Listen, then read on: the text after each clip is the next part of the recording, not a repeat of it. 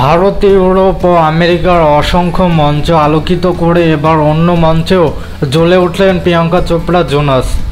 জাতিসংঘের মঞ্চে বিশ্বকে মনে করিয়ে দিলেন, বর্তমান এবং ভবিষ্যতের চাবিকাঠি আমাদের নিজেদের হাতেই রয়েছে। ন্যায্য, সুরক্ষিত ও স্বাস্থ্যকর পৃথিবী প্রতিটি নাগরিকেরই অধিকার। জাতিসংঘের সাধারণ সভায় ভাষণ দেন প্রিয়াঙ্কা।